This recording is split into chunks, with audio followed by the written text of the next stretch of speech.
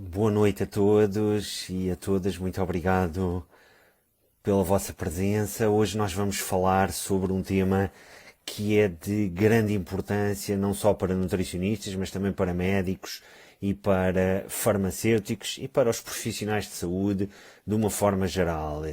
Vamos falar sobre a interação fármaco-nutriente. E para isso nós vamos ter hoje uma pessoa que é especialista neste tema, que é a minha amiga Caroline Mesquita, alguém que irá muito rapidamente entrar na nossa live e ela vai nos ajudar a compreender porque é que este tema é tão importante.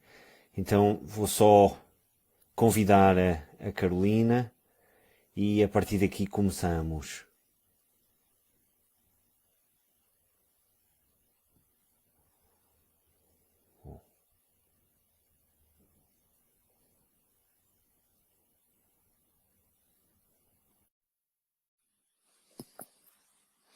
A Carolina já está a entrar e assim que a Carolina entrar nós começamos. Olá Carolina. Olá, Pedro, boa noite, tudo bom? Tudo. Muito obrigado por aceitar o nosso convite para falar sobre este tema. Eu que agradeço, Pedro. Para mim é uma honra dividir esse tema com você. De fato, é um tema muito pouco explorado, de fato, né? Frequentemente ignorado, como você mesmo disse. E é importante a gente ressaltar esse tema, a importância desse tema na prática clínica, porque envolvem diversas ciências que a gente sabe e envolvem também diversas consequências. Desde uma simples reação adversa até uma hospitalização, né? Por conta das interações fármaco-nutriente. Então é um tema que vai ser muito gostoso esse bate-papo com você. Muito obrigado. Então, para quem não sabe, a Carolina é farmacêutica, é doutorada em farmacologia pela Universidade de Campinas, a Unicamp, e além disso é especialista em fisiologia endócrina e fisiopatologia da diabetes, e fez também um pós-doc já cá em Portugal. Aliás, ela hoje em dia vive em Lisboa, e é alguém que domina este tema e é responsável pelo curso que a empresa à qual eu pertenço, a NutriScience, organiza, que é um curso de interação fármaco-nutriente, que é exatamente o tema da nossa live de hoje. Então, Carolina, mais uma vez, muito obrigado. E eu queria começar por lhe perguntar, fazer a pergunta mais óbvia de todas, que é porquê é que nós estamos a falar disto? Qual é que é a real importância deste tema? Porquê é que os nutricionistas, os médicos e os demais profissionais de saúde devem conhecer este tema? Sim, Pedro, eu acho que a importância desse tema para os profissionais da área da saúde, eu trago como dois temas principais, que são as interações fármaco-nutrientes, elas podem afetar e gerar um desequilíbrio nutricional, ou seja, elas podem afetar o estado nutricional do paciente. Então, a gente está falando de um estado nutricional do paciente, algo que pode levar à carência, ao déficit de vitaminas. Então, isso pode levar a patologias. Então, é algo muito importante quando a gente pode extrapolar para principalmente os grupos mais vulneráveis, por exemplo, os pacientes idosos, as crianças. Então, a gente está falando desse tipo de grupo de pessoas que são mais especiais, principalmente quando aqueles pacientes eles fazem o maior uso de medicamentos, né? O que podem realmente, os fármacos, eles podem afetar o estado nutricional. Muitos fármacos podem afetar o estado nutricional dos pacientes. E eu acho que esse é o primeiro motivo pelo qual a gente precisa passar essa importância. E o segundo motivo é que certos alimentos interagem e causam uma diminuição, uma baixa efetividade, uma alteração na ação farmacológica do medicamento. Então, altera a eficácia do medicamento. Então, a gente está falando de duas questões, né? De duas situações. A primeira, que altera o estado nutricional do paciente. A segunda, que certos alimentos podem interferir e causar uma falha terapêutica. Eu acho que essas duas principais consequências são muito importantes, principalmente a gente alertar todos os profissionais da área da saúde, não é mesmo, Pedro? Sim, e podem inclusivamente causar toxicidade se, por exemplo, aumentarem a vida do medicamento, porque a dose do medicamento foi prescrita tendo em conta uma determinada vida, uma determinada meia-vida, como vocês dizem no Brasil, ou semi-vida, como nós dizemos. Então, se determinados alimentos ou determinados compostos bioativos alterarem essa meia-vida ou semivida do fármaco, no sentido de a aumentarem, então, neste caso, aquela dose que à partida é tida como segura pode deixar de ser. Sim, a gente está falando, nesse caso, especificamente da inibição enzimática, que acontece, que leva à toxicidade. Então, nessa situação, na verdade, acontecem esses tipos de situações, né? Que envolvem as enzimas citocromo P450, que são a maior parte delas são as metabolizadoras dos medicamentos, e podem interferir também, certos alimentos interferem nessa metabolização, o que pode levar à toxicidade. Por quê? Há um aumento do fármaco na concentração plasmática e com certeza esse aumento a fármaco livre com certeza vai levar a uma toxicidade. Então há diversos, muitos estudos, né, Pedro, que respaldam isso, que certos alimentos, nutrientes, compostos bioativos interferem na ação do fármaco e levam uma falha terapêutica ou um risco de toxicidade. Então isso já está muito bem estabelecido. E o inverso também, né, os nutrientes, essa interação fármaco-nutriente afetar o estado nutricional. Então, de certa forma, essas são as duas principais consequências que envolvem muitas ciências que nós gostamos, né, Pedro? É verdade, porque sim, aliás, algo que eu já conversei consigo é que este tema da interação fármaco-nutriente foi uma das disciplinas na faculdade que eu mais gostei. É uma disciplina normalmente odiada por muita gente, mas para mim foi uma das disciplinas que eu mais gostei, porque foi uma disciplina que nos obrigava a saber bioquímica, química, fisiopatologia, e era uma disciplina que nos obrigava a pensar, porque não era simplesmente decorar. Nós tínhamos que entender quais eram as formas pelas quais os medicamentos eram absorvidos, as formas pelas quais eles eram metabolizados, ou seja, para poderem ser, por exemplo, descartados. E a partir daí o que tínhamos que fazer era tentar identificar de que forma é que os vários alimentos, nutrientes, compostos bioativos poderiam ser afetados então por esses fármacos ou afetar esses fármacos, mas obrigava-nos a pensar, conhecendo a forma como os fármacos atuavam, como eles eram absorvidos e como eram metabolizados, a partir daí o que tínhamos que ir fazer era um quebra-cabeças, um puzzle, tentar construí-lo. Então foi uma das disciplinas que eu mais gostei, achei fascinante e acho que quem trabalha em nutrição clínica tem que saber de interação fármaco-alimento, senão, na minha opinião, não deveria trabalhar em nutrição clínica, porque grande parte dos pacientes que recebemos enquanto nutricionistas que têm patologias são pacientes que estão medicados.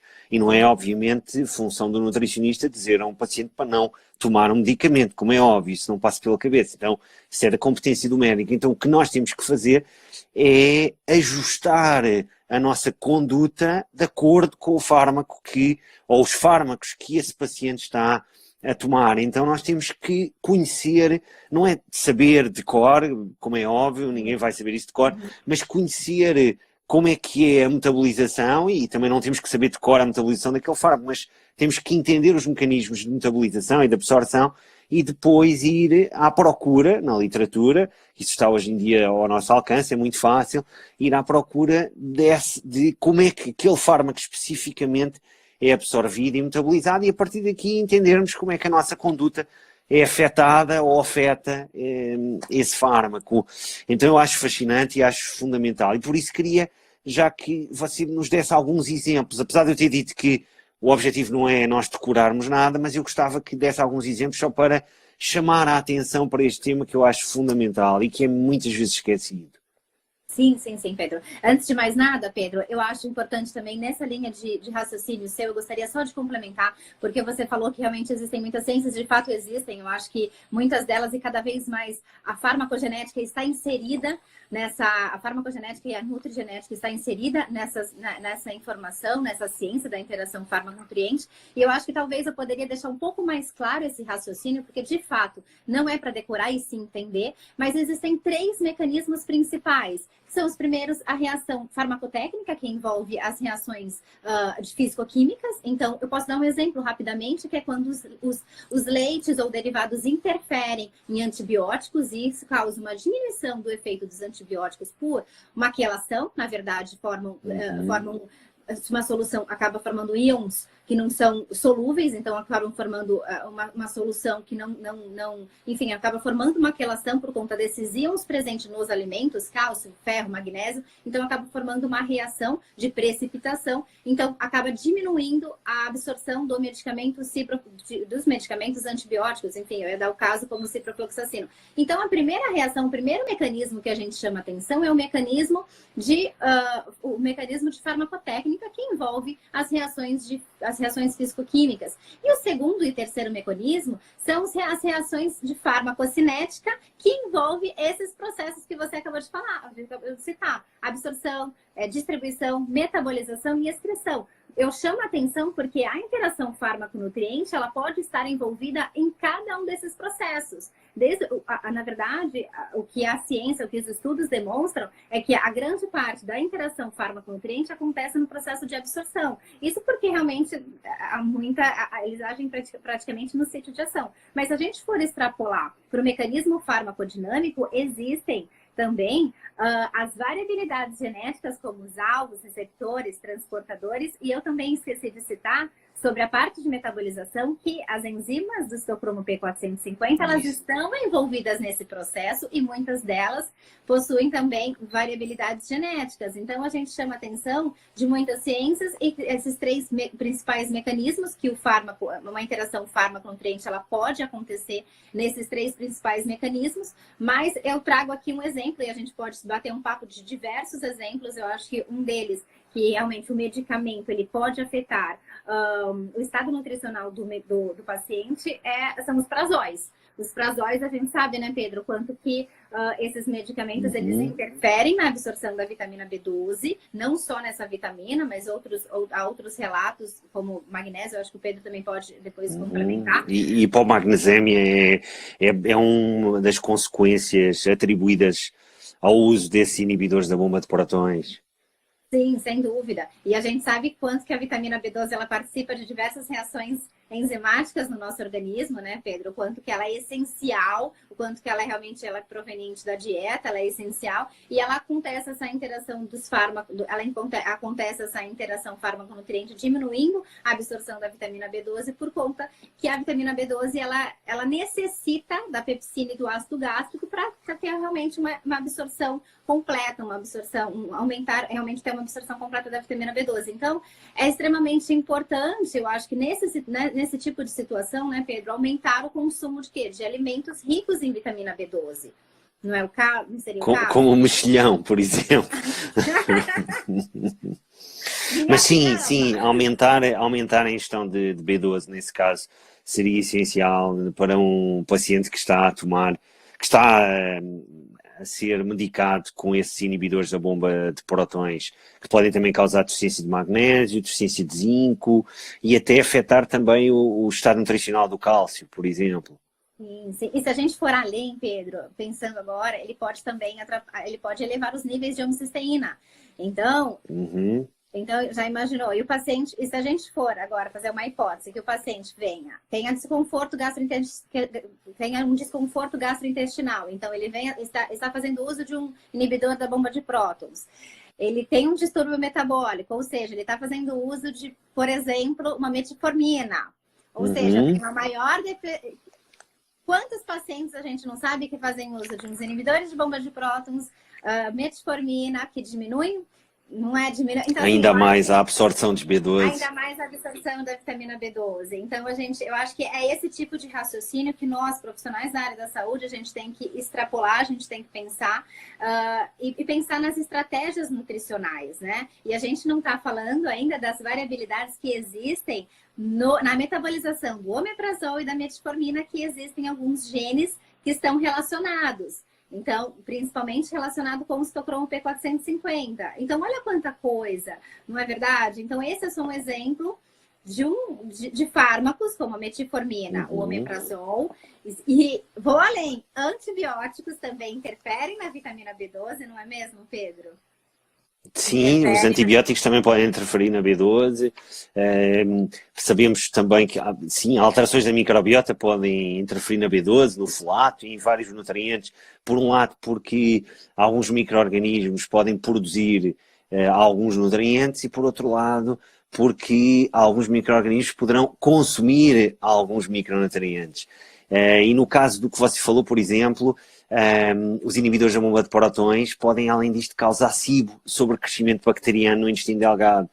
E isso poderá ser um dos mecanismos, um deles, mas o principal é obviamente aquilo que você falou, ou seja, de nós termos menor conversão do pepsinogênio em pepsina e desta forma vamos ter menos...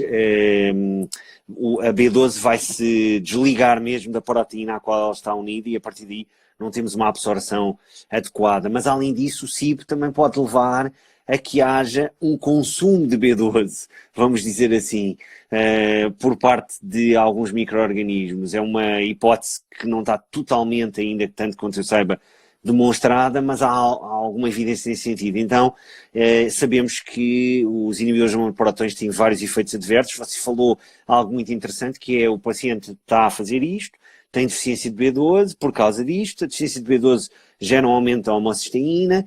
Se além disso estivermos a falar de um paciente que tem também síndrome metabólica, por exemplo, ou já diabetes tipo 2, é provável que esteja a ser medicado com metformina, que é um fármaco, aliás, muito eficaz na diabetes tipo 2, com vários estudos e atua por mecanismos bem interessantes. E curiosamente até existem várias pessoas a tomar metformina como um fármaco anti-aging.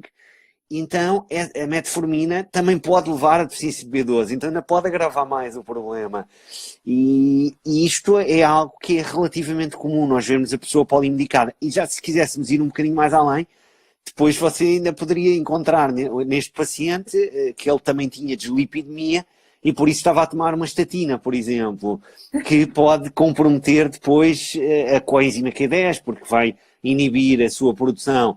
Então, nós aqui já começamos a ver que vários fármacos levam a uma alteração do estado nutricional de diversos nutrientes. E muitas vezes estes fármacos estão em conjunto. Não, e fármacos tão comuns aplicados numa situação que muito usual na prática clínica, de fato. Eu acho que hoje em dia a pessoa pode utilizar uma metformina, pode utilizar uma estatina, vem utilizando um prazol por conta de todas essas doenças metabólicas que a gente sabe que, né, infelizmente, está acontecendo atualmente cada vez mais. Então, de fato, a gente trouxe aí uma hipótese de um paciente. Mas é uma hipótese plausível, não é? Plausível. Muito. Com uma elevação da hemocisteína, ainda com consequência de um déficit de coenzima Q10, que é super importante para o nosso organismo, principalmente na energia, né, Pedro? Na energia mitocondrial. Claro, exatamente. Atua como antioxidante e é fundamental, como você disse, na nossa mitocôndria, na cadeia transportadora de eletrões. Sim, então, exatamente. Então, de facto, vários fármacos podem afetar. E aqui alguém perguntou, já agora aproveitamos e vamos introduzindo também algumas perguntas sobre a clorela e o metabolismo de fármacos, se a clorela pode desintoxicar fármacos.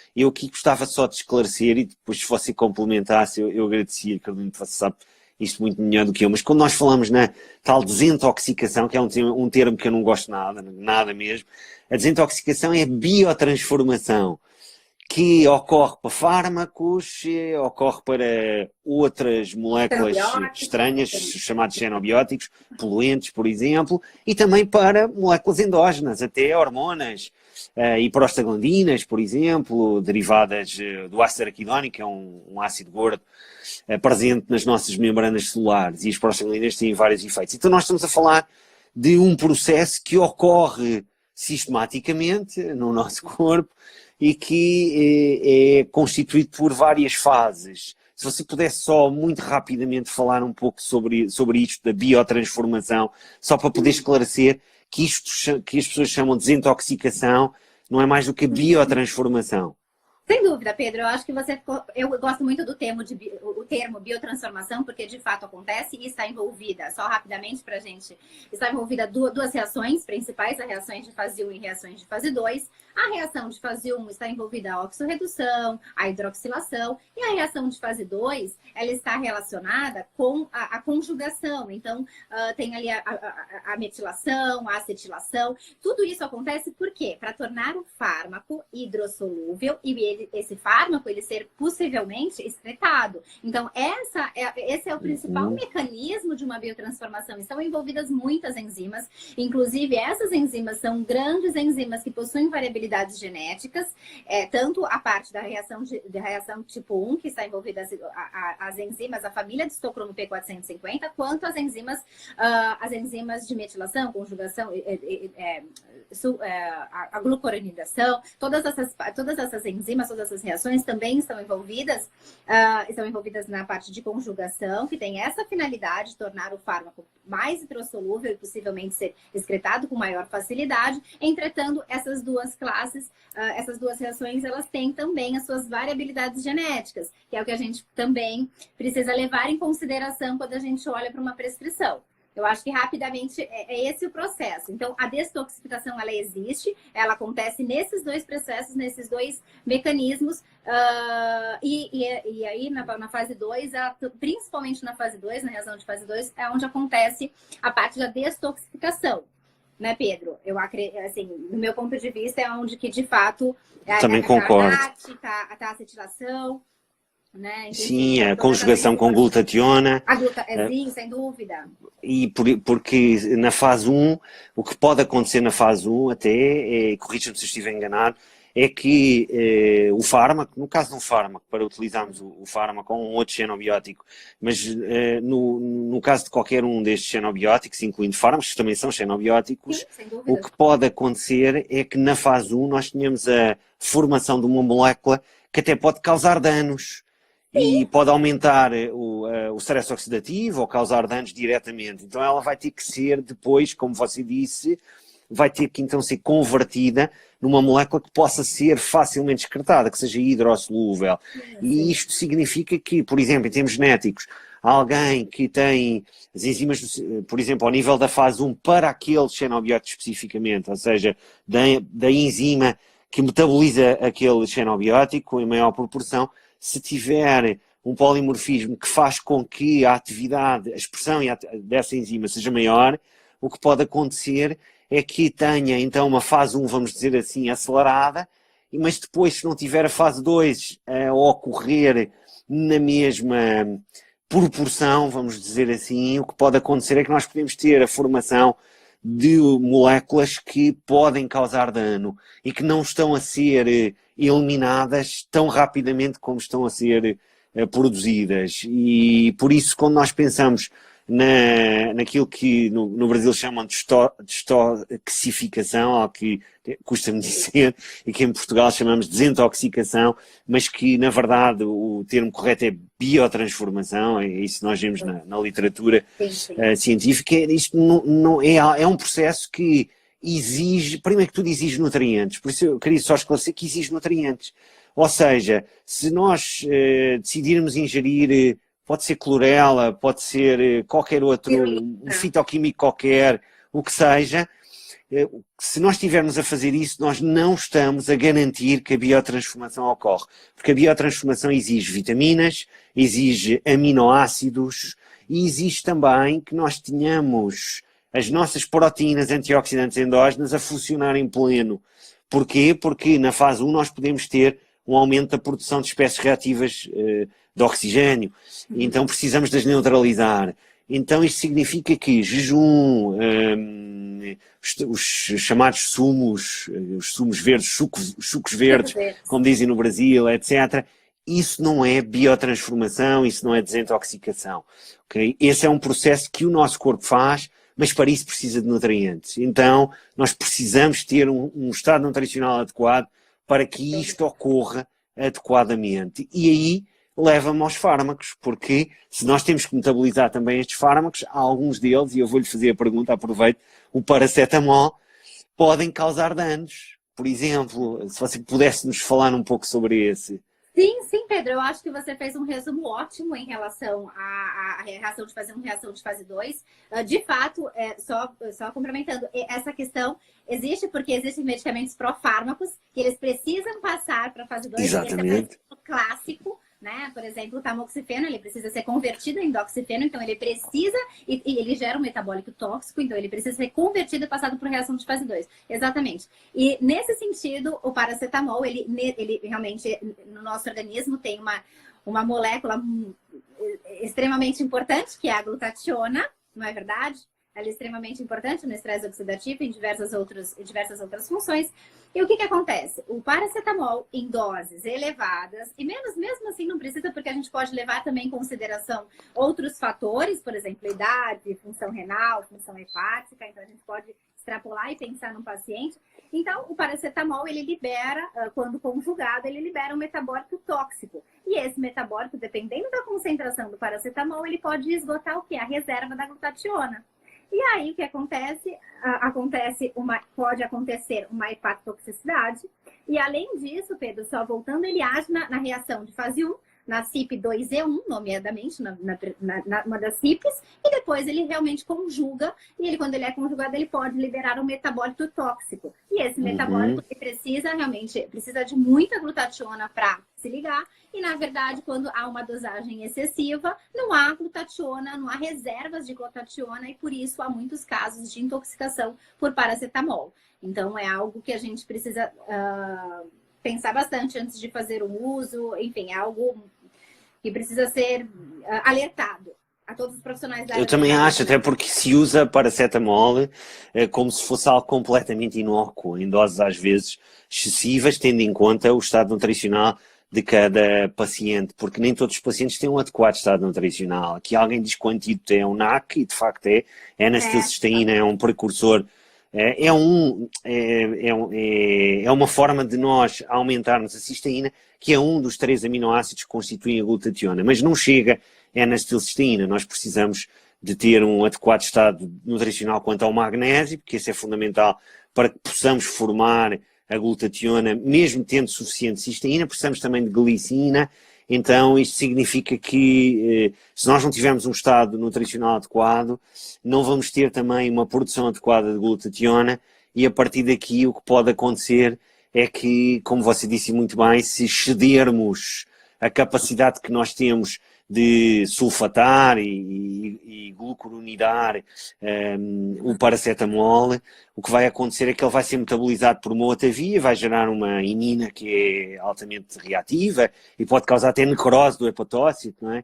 E então nós precisamos de glutationa para impedir que isso aconteça. Só que se nós tivermos um estado nutricional que não é adequado, a glutationa não consegue, a produção de glutationa pode não ser já adequada e pode não conseguir acompanhar a formação deste metabolito. Então, eu penso ser fundamental, e eu sei que muitas pessoas que estão a ouvir-nos sabem isto, mas eu penso que é importante nós alertarmos para isto.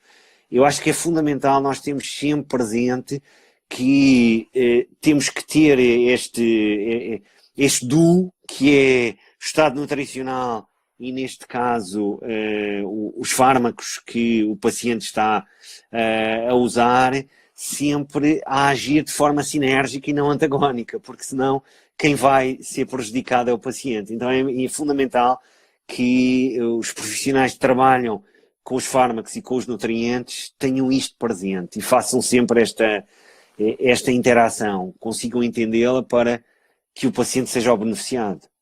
Sem dúvida, Pedro, eu acho que essa recomendação é extremamente importante, principalmente se a gente extrapolar um pouquinho para 2 tipos de público, né? 2 tipos de paciente, a gestante e os pacientes idosos. Então, você tocou num assunto muito importante, que é adequado estado nutricional. Realmente, de fato, nem todas as pessoas possuem um estado nutricional adequado e ainda tem algumas patologias associadas. Então, uma patologia, uma disfunção hepática, uma disfunção renal. E ainda, se a gente extrapolar e pensar nas grávidas, onde realmente eu obtive uma prescrição, no caso, né, de um paracetamol, por conta de, enfim, dor de cabeça e vários durante a gestação, algo muito perigoso, porque já diversos estudos publicados em revistas muito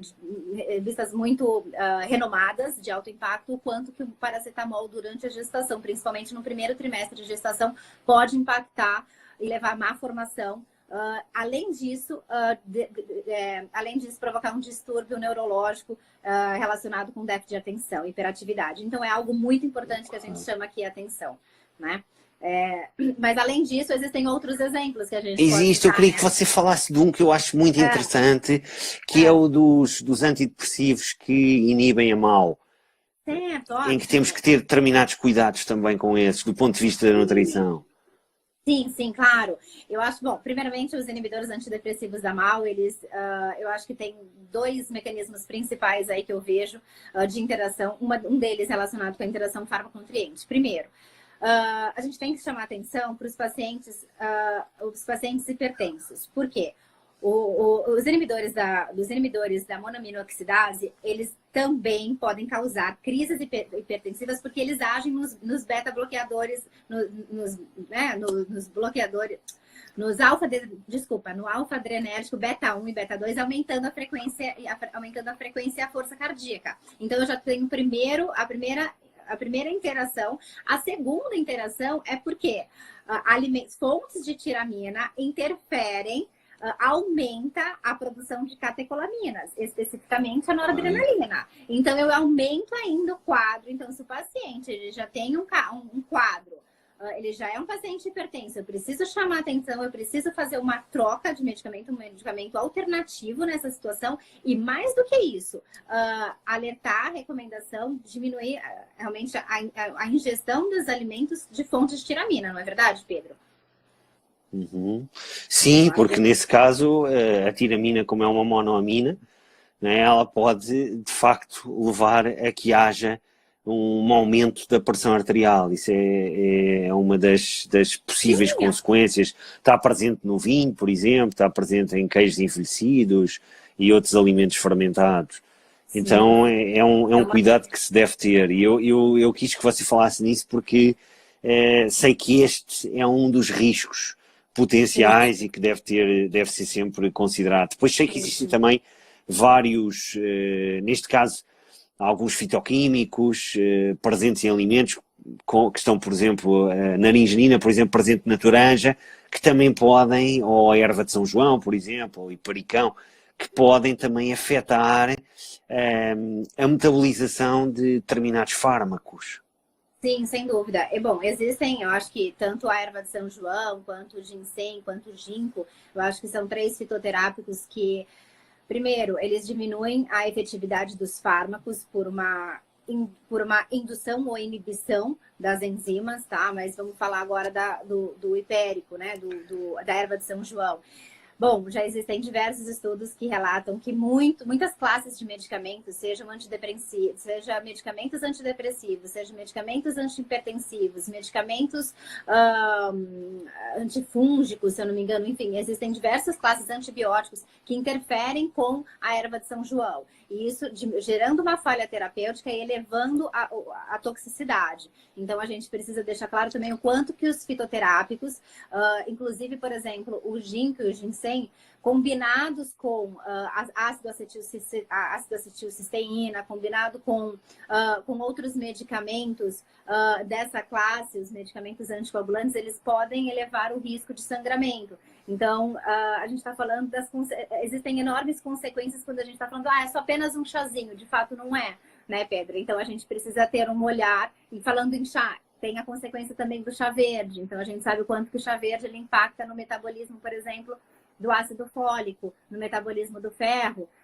Se a gente for parar para pensar também, o café, né, metabolizado pela CYP1A1, 1A2 também, interfere com os medicamentos broncodilatadores, que também fazem parte dessa mesma metabolização. Então, eu tenho duas substâncias agindo no mesmo sítio de ação, não é, Pedro? Então, tem competição, não é? Entre a cafeína e determinados fármacos. Sim, a cafeína parece influenciar muitos fármacos, pelo que eu vi. E aí, mais uma vez, entra também a sua área, que é a genética, porque existem diferenças também ao nível da expressão, por exemplo, da CYP1A2, se não estou enganado.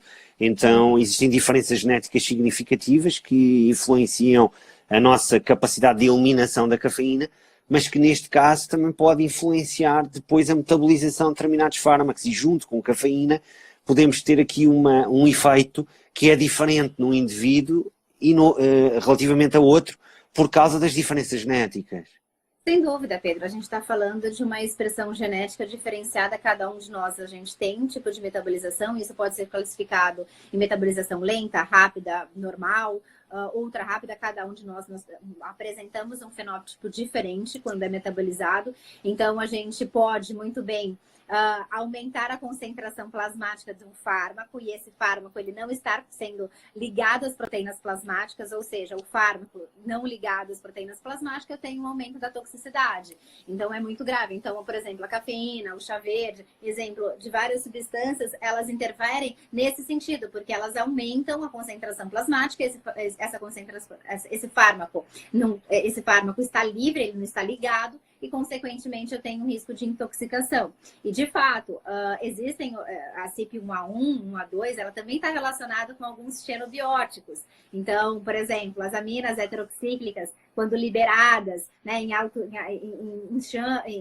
acima, se eu não me engano, de 300 graus, ela também, quando a gente está comendo esses alimentos, eles também interferem também com a teofilina do chá, com a cafeína do café. Então, porque são metabolizados pela mesma enzima, pela mesma CYP1A1, CYP1A2, que são as duas as aminas aromáticas heterocíclicas. Então, a gente percebe o quanto que essas enzimas metabolizadoras de fármacos e xenobióticos, elas são importantes, porque existem variações genéticas. Então, é esse raciocínio que nós, profissionais da saúde, nós temos que ter, assim, que existem as interações, elas acontecem naqueles 4 processos, nos processos farmacocinéticos, e elas interferem também nos processos farmacodinâmicos. Agora eu me lembrei sobre a interação, por exemplo, da varfarina com as hortaliças verdes escuras, né? É um processo, na verdade, é uma interação farmacodinâmica, que a varfarina é um anticoagulante, ela inibe a vitamina, na verdade ela diminui a vitamina K, as concentrações da vitamina K. Por quê? A vitamina K, você sabe muito bem, né, Pedro? Você explica melhor do que eu. Ela está relacionada aos fatores de coagulação. Então... Sim, porque ela é cofator de uma enzima, que é a gama-glutamil carboxilase, que o que faz é ativar várias proteínas, mas as mais conhecidas são aquelas que são alguns dos fatores de coagulação. Então, se não forem carboxilados por esta enzima que utiliza a vitamina K como cofator, eles não ficam ativos. Então, o que acontece é que a varfarina, ela inibe duas enzimas responsáveis pela redução da vitamina K, que fica oxidada depois de ter sido utilizada como cofator, e desta forma nós ficamos com uma deficiência funcional de vitamina K. Funciona muito bem como anticoagulante, não há dúvida nenhuma, funciona otimamente, e há uma vantagem, que é, se houver hemorragia, os médicos sabem que têm um antídoto que é muito rápido, que é a vitamina K.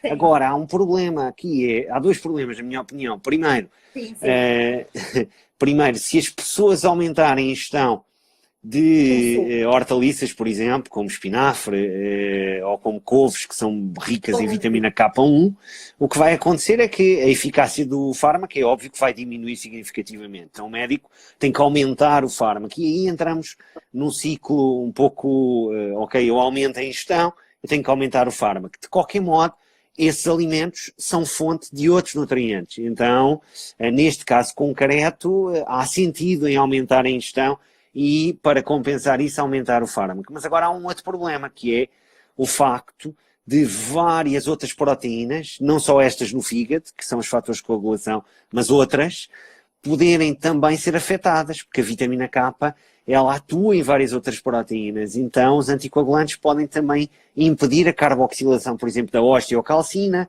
que é uma proteína fundamental para depositar o cálcio na matriz óssea, e existe já evidência que estes fármacos a longo prazo podem diminuir a densidade mineral óssea e podem causar calcificação arterial, por exemplo, porque existem algumas proteínas, como a MGP, por exemplo, que é uma proteína que, quando é carboxilada, ela pode-se ligar ao cálcio, que ela fica com 2 cargas negativas quando é carboxilada, e pode-se ligar ao cálcio que tem 2 cargas positivas.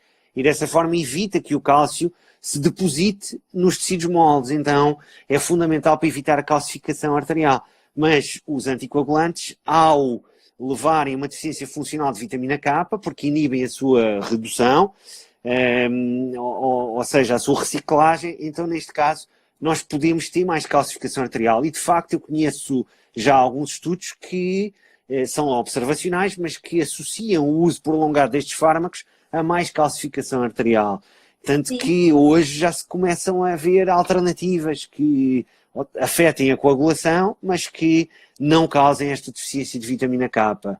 Ô Pedro, e se eu estou aqui pensando, né, vamos nessa via metabólica e provavelmente também diminuir a síntese de vitamina D, porque está muito, muito relacionado. Pode ser que já tenha algum estudo falando sobre a relação da vitamina K à síntese de vitamina D por conta dessa informação que você me disse. Então pode interferir também na produção da vitamina D. Será que não? Claro. Não sei. Também não sei, mas é uma hipótese, é uma hipótese plausível a ver, claro. Por conta da rota, enfim, pode levar, não é? Eu só estou, você me falando de Não, é uma possibilidade, Não. Então, olha só o que a gente está trazendo, né? Possivelmente deve estar, deve ter estudos ou não, mas depois a gente vê, a gente verifica. E você me chamou a atenção porque nesse sentido, Pedro, que você falou que há duas hipóteses mesmo, ou uma falha terapêutica, ou um aumento da dose do fármaco, como consequência da diminuição uma diminuição da vitamina K, existe, principalmente hoje, na medicina de precisão, a gente faz a avaliação de duas principais enzimas. Então, principalmente, em todos os lugares, aqui em Portugal, a gente já tem um protocolo muito bem estabelecido para estudar duas variantes genéticas na metabolização desse fármaco. Então, o que é importante, porque pelo menos define se o paciente tem uma variação genética, por exemplo, na CYP2C9 e na vitamina K, na epoxirredutase, na vitamina K epoxirredutase, num gene da vitamina K. Então, é importante essa informação para prescrever um anticoagulante. E realmente fazer uma prescrição também em relação à dieta, em relação à recomendação da dieta dos vegetais, né, do espinafre, da rúcula, enfim. É importante levar em consideração isso e ainda bem que a gente está caminhando para esse olhar mais, preditivo, né? Preciso. Então, é importante essa avaliação, essa medicina de precisão nesse sentido e no sentido de tantas outras terapias, né? Claro, sim, concordo plenamente. E depois até, que já foge do tema da nossa live, mas que é um tema que você domina, que é a interação entre os vários fármacos, porque aqui nós só estamos a falar de interação de fármacos com nutrientes e alimentos, sim, compostos bioativos, mas depois existe interação entre fármacos também, onde conhecer também o genótipo de cada indivíduo é algo fundamental para evitar toxicidade e para que haja garantia de eficácia. Já agora queria só aproveitar, porque existem aqui algumas perguntas para tentarmos responder. Aqui há uma que é a interação de fármacos com ômega 3. Uma das preocupações é com anticoagulantes, pelo facto dos ômega 3 poderem levar a uma diminuição da agregação plaquetária. No entanto, os estudos que eu conheço, e eu digo sempre aquilo que eu conheço, porque eu não conheço tudo o que está na literatura, os estudos que eu conheço de intervenção que olharam para isso e os prospectivos e retrospectivos também, ou seja, observacionais, não viram que os ômega 3 potenciassem o efeito anticoagulantes. No entanto, e aqui isto é totalmente empírico, não é evidência científica, no entanto, aquilo que eu próprio já observei em mim e em algumas pessoas é que os ômega 3 aumentam o tempo de sangramento e que depois em cirurgias pequeninas, como uma cirurgia dentária, por exemplo, o sangramento é bem maior do que era. Estamos a falar de intervenções que as pessoas às vezes fazem e que são relativamente, não digo rotineiras, mas que fizeram várias vezes, não é? E que por isso elas próprias conseguem também relatar. Ou seja, antigamente eu ia ao dentista e praticamente não sangrava, desde que eu tomar ômega 3 numa determinada dose, que normalmente é uma dose superior a 2 gramas dia, de EPA mais DH, agora vou ao dentista e com uma pequenina intervenção tenho um grande sangramento. Então, é uma possibilidade. É uma possibilidade que, para responder a alguém que fez esta pergunta, é uma possibilidade, portanto, eu teria cuidado em alguém que esteja a tomar anticoagulantes ou aspirina, que já inibe a agregação plaquetária, principalmente a aspirina, teria cuidado com uma dose muito alta de ômega 3. Sem dúvida, Pedro. Eu acredito que esteja muito relacionado ao mecanismo do ácido aractônico, principalmente com o leucotrieno, exatamente. né? E por isso que essa associação que você fez agora é a ideal, porque está relacionado nessa via metabólica, nesse mecanismo do ácido aractônico e os leucotrienos, que são muitos. Então, possivelmente, pode acontecer sim. Eu acredito também, é muito algo que a gente está discutindo aqui, mas mais da nossa prática clínica, né? Claro. Depois aqui alguém pergunta de interações nutricionais com antidepressivos. Bom, eu acho que com antidepressivos, eu acho que é importante a gente sempre se atentar às fontes de tiramina e verificar se o antidepressivo ele é um inibidor da monoaminoxidase, porque existem várias classes de antidepressivos. Enfim, é importante a gente entender e realmente observar aquilo que a gente está comendo também, se está repercutindo algum efeito. Então, eu acho que esse tipo de observação é importante do nosso organismo. Eu também, e depois existem e depois existem aqueles, desculpe interromper, depois existem alguns suplementos que, como, olha, por exemplo, a erva de São João ou 5-HTP, que em conjunto com antidepressivos que sejam inibidores da recaptação de serotonina, poderão levar a um risco. Uma síndrome serotoninérgica. Na verdade, exatamente. Acontece muito. Se a gente for pensar, eu sou mecanismo de ação amo, né? Se a gente for pensar nessa combinação, existe também a melatonina, que a gente sabe mesmo quanto que também ela interfere no 5-HTP. Então, assim, a gente precisa se atentar à prescrição que está sendo feita, porque um antidepressivo combinado com outros fatores pode aumentar e causar uma síndrome serotoninérgica. Então, assim como o antidepressivo e erva de São João, pode levar sim. Então, a gente precisa se atentar a isso. Eu tive um caso, por exemplo, que eu em 2015, quando eu morava no Brasil, atendia numa clínica, e eu fui atender uma paciente de 88 anos, e ela fazia uso, não de antidepressivo, mas ela fazia uso de um antihipertensivo combinado com um diurético. E o que aconteceu? Essa paciente de 88 anos era uma senhora, enfim, a gente tem que levar em consideração a idade, e ela apresentava muitas alterações nos batimentos cardíacos. Então, eu comecei a avaliar a prescrição dela, o que estava sendo prescrito, a alimentação, e eu falei assim, olha, realmente está tendo uma interação aqui entre essas duas substâncias, entre o antihipertensivo, entre o diurético, o poupador de potássio, nesse caso era a espirolactona. E o que aconteceu? Ela teve um caso, ela estava realmente evoluindo para uma hipercalemia. Então, a gente observou que ela estava com os níveis aumentados de potássio, realmente fez vários exames, principalmente de todos esses elementos, né, do nosso organismo, todos esses minerais, e a gente observou, fez uma dieta, realmente passou por um acompanhamento nutricional para que ele realmente tivesse restrição dos potássios, né, na fonte alimentar de potássio, e uma alternativa desses medicamentos. E assim, gente, eu quero falar, né, detalhe disso, quem me indicou foi o filho que era médico. Então, assim, esse médico, ele já está... Isso há 5 anos atrás, em 2015. Então, olha só, realmente é essa ciência que eu acredito. E essa ciência que realmente, que na época ele já estava praticando, eu também, e o quanto que isso é importante, não só para todos os profissionais da área da saúde, que caminham com a medicina de precisão.